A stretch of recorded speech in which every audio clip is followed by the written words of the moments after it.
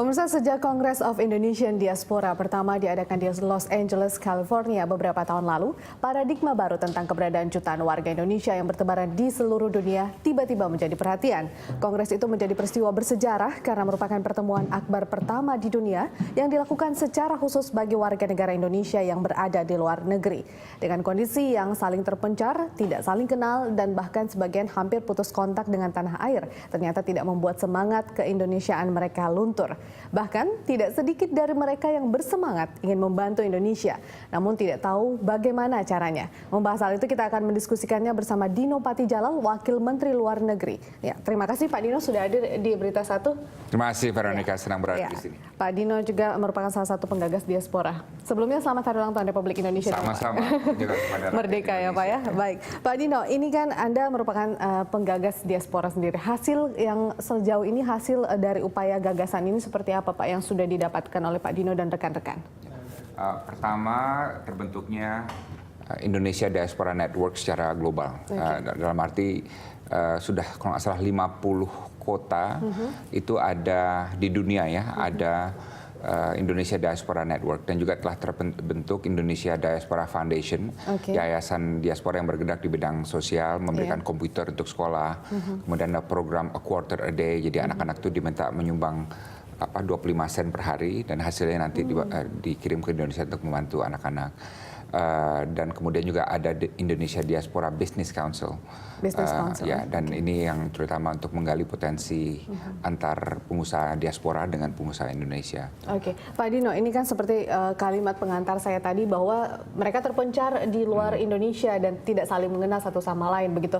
Nah, kemudian dengan adanya gagasan perkumpulan diaspora ini, kira-kira berapa banyak sih dari pendataan yang sudah dilakukan begitu? Ada berapa banyak kemudian diaspora kita di luar begitu? Apakah sudah rampung semua, Pak? Ya, jadi kalau dari segi jumlah WNI saja 6 juta orang, ya WNI yang paspor Indonesia. Tapi diaspora juga termasuk definisi ini, Veronica, non WNI. Jadi orang Indonesia yang di luar negeri terus menjadi warga negara asing.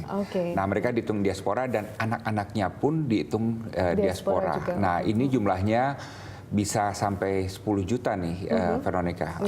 Kalau misalnya di Belanda ya, kalau kita tanya berapa jumlah orang Indonesia WNI, mungkin berapa ratus ribu gitu ya, berapa puluh ribu. Tapi kalau dihitung berapa yang keturunan Indonesia, berbudaya Indonesia, berdarah Indonesia, itu bisa 1 juta. Bisa lebih dari itu gitu ya? Afrika Selatan juga begitu, hanya ada berapa ratus orang Indonesia yang ber-WNI, paspor WNI. Tapi kalau yang keturunan Makassar segala macam, 1 juta tuh. Lebih. Berarti sangat bagus kemudian gagasan ini, artinya bahwa kita kembali merangkul keturunan warga negara Indonesia kita yang berada di luar begitu. Benar. Anda melihat sejauh mana kemudian artinya peluang diaspora ini memberikan kontribusi ke negara kita, negara Republik Indonesia, apalagi Anda katakan bahwa yang non WNI pun tetap dianggap sebagai diaspora begitu meskipun mereka sudah warga negara di luar begitu. Besar sekali. Kalau dari segi TKI aja misalnya, TKI itu sekitar 80 triliun kontribusinya ke tanah air. Ya, itu hanya TKI. Nah, belum yang profesionalnya, yang inovatornya. Sehat Sutarja misalnya di Amerika, dia kan punya salah satu orang terkaya di Amerika Serikat, teknologinya di mana-mana. Dia sekarang sedang ingin masuk ke Indonesia lagi proses.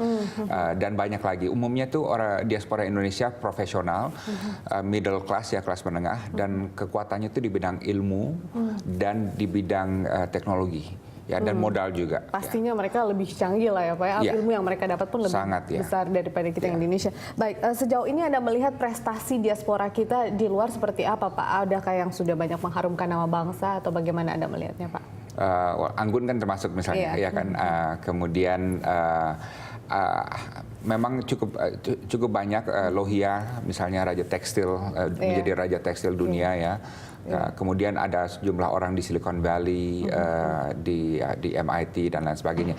Memang ini poin penting nih Veronica, yang memang kita perlu lakukan adalah membuat database nih mengenai orang diaspora Indonesia yang berprestasi dan bisa kita koneksikan dengan tanah air gitu. Database ini sampai sekarang sedang dibuat tapi masih belum jadi itu.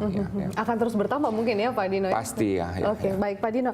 Berkaitan dengan ulang tahun Republik Indonesia yang ke-69 pada hari ini, adakah kemudian acara khusus atau kegiatan khusus yang dilakukan rekan-rekan diaspora kita di luar yang kemudian itu disampaikan kepada Bapak selaku penggagas diaspora sendiri? Iya, kami banyak menerima email Iya. mengenai kegiatan yang dilakukan di luar negeri. Memang umumnya mereka bersatu dengan KBRI atau KJRI ya, dengan Konsulat Indonesia untuk merayakan 17 Agustus gitu. Ya, walaupun mereka banyak yang sudah tidak warga negara Indonesia lagi, tapi tetap datang dan ikut merayakan.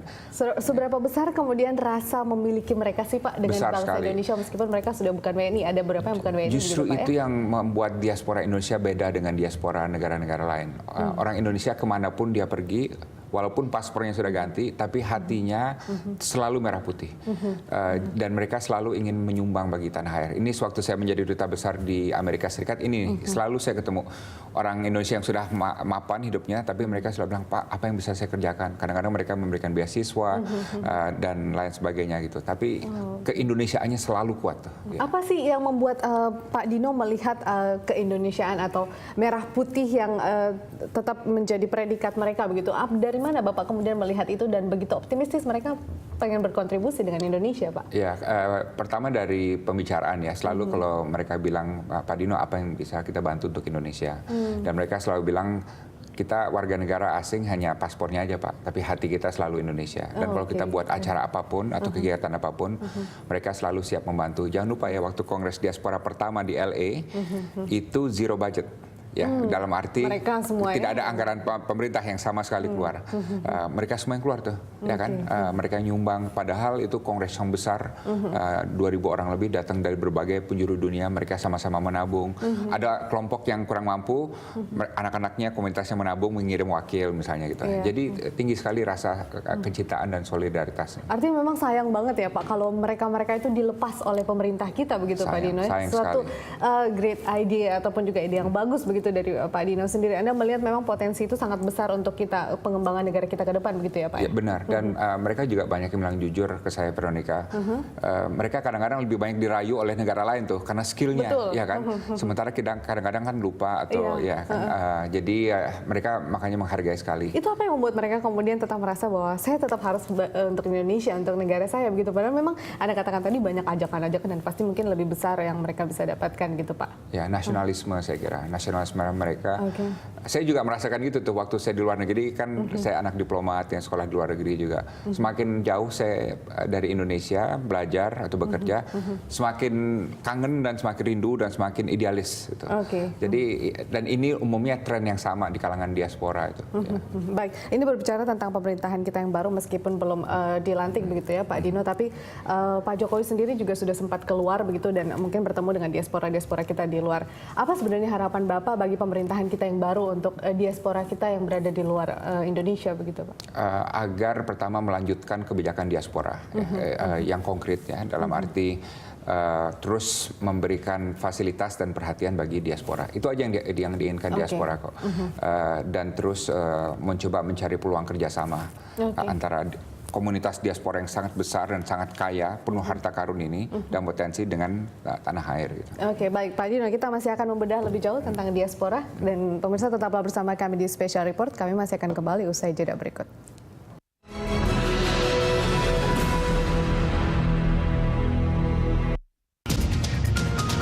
Prime Time. Beragam peristiwa penting dan menarik terjadi sepanjang hari. Tim kami melaporkannya secara langsung. Kelengkapan calon presiden dan juga Menyajikannya secara objektif dan berimbang. Pasangan bakal calon Prabowo Mendiskusikannya bersama narasumber yang kompeten. Prime Time, setiap hari pukul 17.00 hingga 20.00 waktu Indonesia Barat, hanya di Berita 1. Senang sekali bisa kembali menjumpai Anda dalam program Market Corner. Market Corner. Pasar finansial acap kali bergejolak tak terduga. Langkah konkret pemerintah dalam mengatasi persoalan ekonomi saat ini. Kami sajikan informasi, Untuk memetik margin keuntungan. data, dan analisis tren pasar sebelum Anda memulai transaksi. Strategi pengembangan bisnis lewat media sosial. Saksikan Market Corner, Senin sampai Jumat pukul 9 sampai 10 waktu Indonesia Barat, hanya di Berita 1.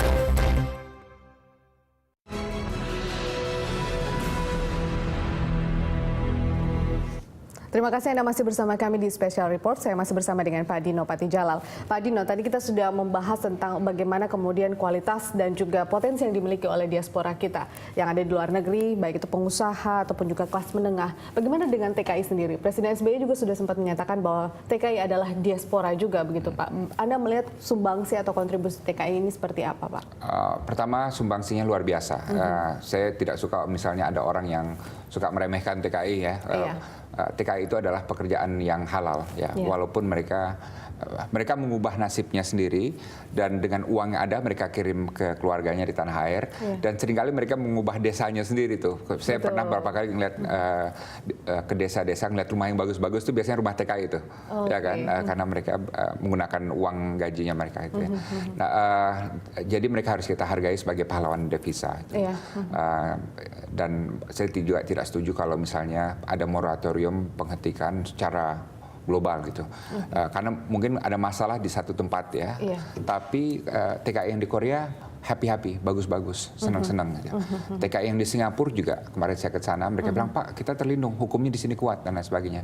Di Amerika juga begitu, orang yang kerja di Amerika terlindung oleh hukum. Bahkan pernah ada TKI yang pembantu rumah tangga yang disiksa oleh majikannya, dibawa ke pengadilan, dapat $1 juta, 10 miliar dituntut, ya kan? Berarti apa? Hukumnya berjalan. Mereka merasa aman dan nyaman juga meskipun di negara lain. Tapi menurut Anda sendiri apa yang kemudian perlu diperbaiki khususnya dalam mungkin dalam proses atau juga pengiriman TKI kita keluar begitu atau selama mereka di sana perlindungannya? Yang paling gamblang itu agen, Veronica. Jadi banyak agen-agen yang nakal di mana TKI yang harusnya dikirim dan mendapatkan seharusnya kan mereka mendapatkan pelatihan 100 jam kalau nggak salah, saya lupa berapa.